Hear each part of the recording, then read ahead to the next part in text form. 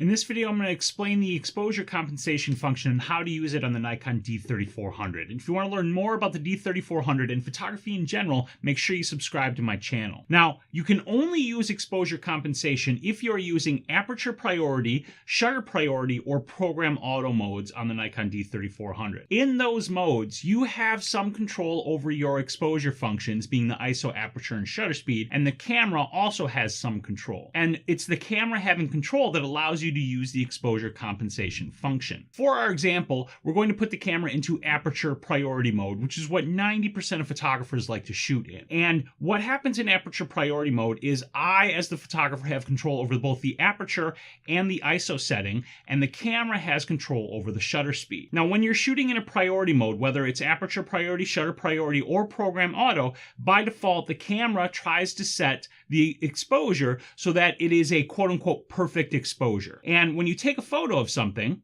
you might find that the photo is not as bright or not as dark as you want it. And that's where the exposure compensation function comes in. What you can do is tell the camera to make the image brighter or darker by pressing and holding down this button on the camera. When you do, it activates the exposure compensation on the rear LCD screen, and then you can make the image brighter by spinning your control dial to the right and choosing a value of up to +5.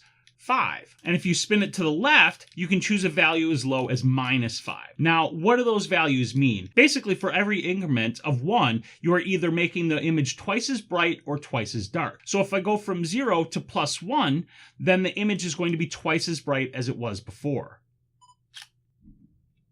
Now, one thing to be aware of when using exposure compensation is that in order to make this work, the camera has to change the setting that it has control over, in this case, the shutter speed. And in looking at this, the shutter speed is too slow for me to take a sharp photo. You could see based on the photo that I just took. So while you can use exposure compensation, you still have to pay attention to the setting that the camera has control over to make sure it will allow you to take a sharp photo. And one more thing you need to know about exposure compensation is that it does not change back after you take the photo. If you look at the info screen here, it's still showing at +1. If I want to go back to normal shooting conditions in my priority mode, I need to hold down the button again and spin the dial to set it back to 0. Now, if you have any questions about exposure compensation or the D3400, let me know down in the comments, and make sure you check the playlists here because I've got a whole bunch of D3400 videos that you can learn from. And if I haven't answered your question in any of those videos, then let me know down in the comments.